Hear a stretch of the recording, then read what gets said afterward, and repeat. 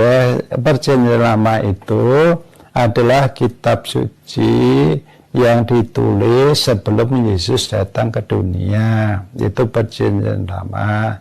Nah, perjanjian baru itu ditulis setelah Yesus datang ke dunia, ya, setelah dia mati, naik ke surga, turun Roh Kudus, baru kemudian ada orang yang berinisiatif oleh dorongan Roh Kudus menuliskan kitab suci itu, gitu.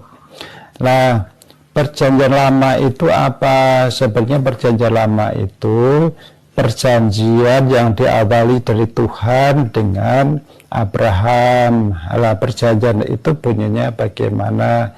Salah satu dari perjanjian itu, ya, atau intinya adalah bahwa Abraham itu menjadikan Yahweh itu sebagai Allahnya, sebagai sesembahannya, sebagai Tuhannya, begitu.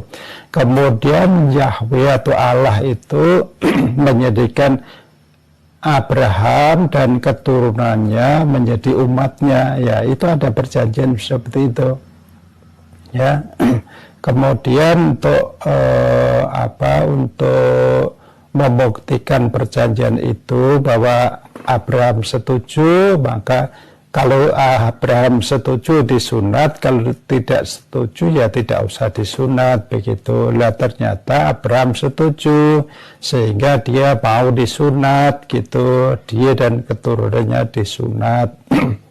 Nah, kemudian terjalinlah hubungan pada saat itu bahwa Abraham dan keturunannya menjadi umat Tuhan, terus Tuhan atau Yahweh itu menjadi sesembahan Abraham. Abraham tidak menyembah yang lain. Kalau Allah yang lain itu ada, itu misalnya Baal, kemudian Astoret atau ya, Abraham tidak menyembah itu, hanya menyembah Yahweh saja, begitu. Itu perjanjiannya seperti itu, dan itu terus turun temurun. Tapi Tuhan juga berjanji nanti ada perjanjian baru, gitu ya. Nanti ada perjanjian baru. Perjanjian barunya apa? Perjanjian barunya yaitu Yesus itu. Makanya Yesus ketika akan disalibkan, dia berkata ketika mengadakan perjamuan Tuhan itu, Yesus mengambil roti, ya, berkata, ini adalah tubuhku, makanlah. Kemudian Yesus mengambil anggur, karena waktu itu orang biasanya minumnya anggur, bukan air putih, bukan air apa, tapi anggur, ya, karena adanya anggur, ya. Mengambil anggur, terus berkata pada murid-muridnya, ini anggur, ini darahku, ya, yang ditumpahkan sebagai perjanjian untuk pengampunan dosa manusia, gitu. Terus murid-muridnya pada minum sedikit gitu, ya, dari anggur itu, semuanya minum. Nah, kemudian jadi itu menjadi perjanjian baru yang dulu adalah perjanjian itu diadakan Allah dan Abraham, terus sekarang perjanjian baru ini diadakan Yesus dengan orang-orang yang percaya pada Yesus, pengikut Yesus. Tapi perjanjian itu tidak membatalkan untuk perjanjian lama, perjanjian Allah dengan Abraham, hanya peneguhan, karena waktu itu, ya, dalam perjanjian lama itu juga Abraham itu, kalau orang berbuat salah itu harus ada korban, yaitu domba yang dikorbankan. Jadi kalau orang berbuat salah, entah melakukan dosa membunuh, atau kemudian dikorbankan domba itu, ya, itu berlangsung. Nah, di zaman perjanjian baru, Yesus tadi berkata bahwa ini darahku, darah perjanjian, gitu, ya. Itu sebenarnya mengandung makna ketika Yesus disalibkan. Jadi seakan-akan Yesus itu darahnya menjadi perjanjian, atau katakan apa, ya, Kalau dulu orang mengorbankan domba, lah sekarang korbannya bukan domba, yaitu Yesus gitu. Lah Yesus itu disebut domba yang sejati. Jadi dulu korban domba itu hanya sebagai gambaran untuk korban yang sesungguhnya, yaitu Yesus itu. Jadi domba itu hanya sebagai tipologi Yesus atau tipenya Yesus yang sesungguhnya, yang sejati itu.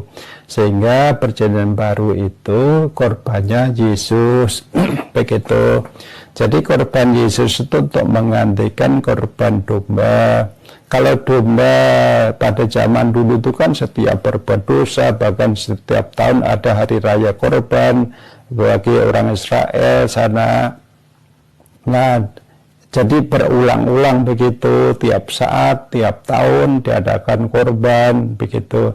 Tapi dalam perjanjian baru, korban Yesus itu hanya sekali, ya, sekali untuk selamanya. Yesus disyaratkan hanya untuk sekali, dikorbankan hanya sekali itu. Terus itulah makna perjanjian lama dan perjanjian baru.